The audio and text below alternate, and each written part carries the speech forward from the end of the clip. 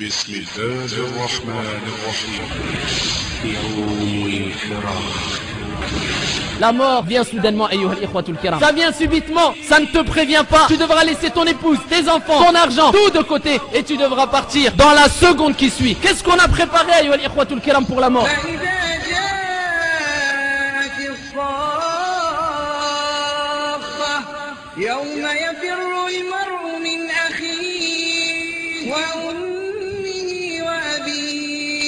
وصاحبته وبنيه لكل امرئ منهم يومئذ شأن يغنيه.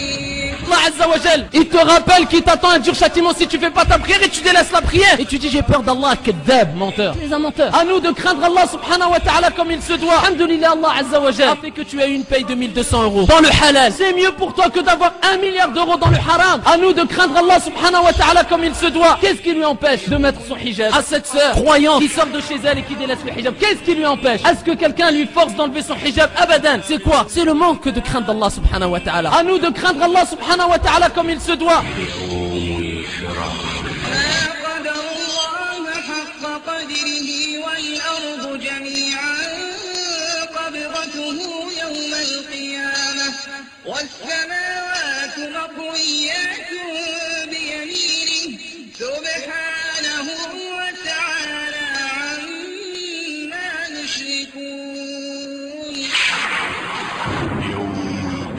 La crainte d'Allah, c'est la peur de ton Seigneur. C'est d'agir selon les ordres d'Allah. Et le fait de se contenter du peu, de se préparer pour le voyage de l'au-delà.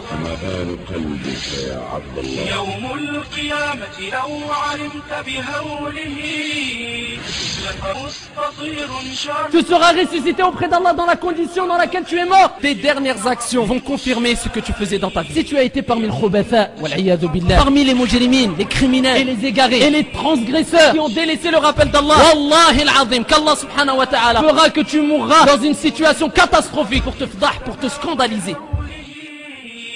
Augmenter, répéter le rappel du destructeur des plaisirs, al-maut, la mort.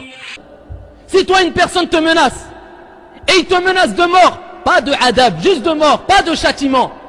Car la mort ce n'est pas le plus grave, c'est ce qui va venir comme châtiment et comme tourment après la mort. Juste de la mort, si tu n'accomplis pas une telle action.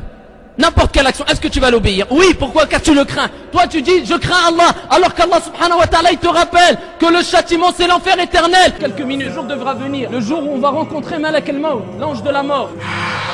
Comme beaucoup de personnes qu'on a vues sur le lit de mort, le visage devient bleu, il commence à être choqué, touché par une panique, fawarab bil Kaaba, il n'a jamais vu et rencontré, ressenti tout au long de sa vie. Il verra sa famille, ses proches, son épouse et ses bien-aimés à côté de lui. À ce moment-là, fawarab bil Kaaba, quand ton âme sera entre les deux clavicules, tu vas te remémorer tout ce que tu as fait de bien et de mal dans ta vie. Le plus important, c'est ce qui va t'accompagner dans cette demeure. Est-ce que ta maison, tu pourras la faire rentrer dans ta tombe? Est-ce que ta voiture, tu pourras la faire rentrer dans ta tombe? Est-ce que ce qui va t'accompagner, c'est les plus beaux vêtements que tu as ici-bas? Ou c'est simplement 3 linceuls blancs? Est-ce que ce qui va t'accompagner, c'est tes actions? Ou bien c'est ta famille et tes biens?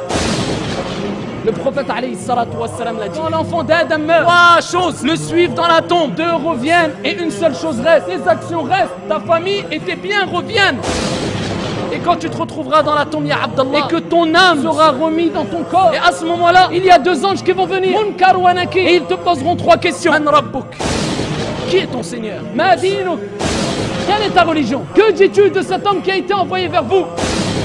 استعيذوا بالله من عذاب القبر استعيذوا بالله من عذاب القبر إذا نزل بك هادم اللذات تذكر وأنت تنظر إلى هذه الدنيا آخر النظرات فتخيل نفسك عبد الله في نزع الموت وكربه وغصته وسكراته وغمه وآهاته فقد بدأ الملك يجذب روحك من قدمك وبدأت الروح تخرج من أعضائك عضوا عضوا فبردت القدمان ثم بردت اليدان ثم يبست الشفتان وشخصت العينان ثم بلغت الحلقوم وأنتم حينئذ تنظرون الحالة التي أنت عليها أترضاها للموت؟ كل نفس ذائقة الموت. نعم ستموت. دعي اللهو نفسي واذكري حفرة البلا. دعي اللهو نفسي واذكري حفرة البلا. وكيف بنا دود المقابر يفعل، إلى الله أشكو لا إلى الناس حالتي، إذا صرت في قبري وحيدا أململ.